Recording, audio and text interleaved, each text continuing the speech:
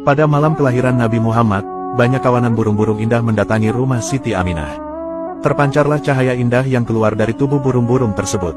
Sinar dan cahaya yang dibawa burung itu kemudian menyinari ruangan-ruangan yang ada di dalam rumah ibunda Nabi itu. Siti Aminah saat mengandung Rasulullah juga mengalami aneka peristiwa yang menakjubkan yang tidak biasa. Kondisi yang beliau alami ini berbeda dengan kondisi ibu-ibu hamil pada umumnya. Di antara beliau tidaklah merasa sakit, capek, susah, lesu dan sebagainya. Pada malam tanggal pertama Rabiul Awal, Siti Aminah mendapatkan kedamaian dan ketenteraman dari Allah sehingga ia merasa begitu tenang dan damai. Pada malam tanggal kedua, Siti Aminah menerima seruan berita dari Allah kalau ia akan segera mendapatkan anugerah yang agung dan mulia. Pada malam ketiga, lagi-lagi Siti Aminah menerima pesan dari Allah bahwa ia sebentar lagi akan melahirkan Nabi paling agung dan paling mulia yaitu Nabi Muhammad SAW. Pada malam keempat, suara zikir malaikat terdengar dengan jelas hingga ke telinga Siti Aminah. Memasuki malam kelima bulan Rabiul Awal, Siti Aminah mimpi bertemu dengan Nabi Ibrahim. Dalam mimpi tersebut, Nabi Ibrahim alaihissalam meminta Siti Aminah untuk bergembira karena telah mengandung Nabi Muhammad, yaitu Nabi pemilik keutamaan. Nabi Ibrahim berkata kepada Siti Aminah, "Bahagialah engkau wahai Siti Aminah dengan lahirnya Nabi yang agung ini, Nabi pemilik cahaya yang terang benderang, Nabi pemilik keutamaan, Nabi pemilik kemuliaan, dan Nabi pemilik segala bentuk pujian." Pada malam ke-6, Siti Aminah melihat cahaya memenuhi sudut-sudut alam semesta hingga tidak ada kegelapan padanya. Tidak lain ini adalah untuk menyambut kedatangan Rasulullah. Pada malam ke-7, Siti Aminah melihat malaikat ramai-ramai mendatangi rumahnya.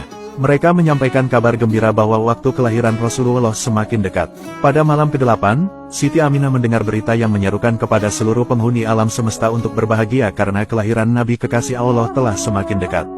Pada malam ke-9, Siti Aminah begitu tenang dan damai. Tidak ada rasa susah dan sedih sedikit pun padanya lantaran Allah telah menganugerahi Siti Aminah kasih sayang yang begitu berlimpah.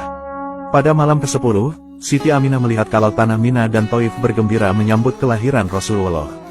Pada malam ke-11 Rabiul Awal, Siti Aminah melihat seluruh penghuni langit begitu senang dan bahagia menyambut detik-detik kelahiran Rasulullah SAW. Dan yang paling dinanti-nantikan adalah peristiwa dahsyat yang terjadi pada malam ke-12 Rabiul Awal, yaitu malam detik-detik kelahiran Rasulullah SAW.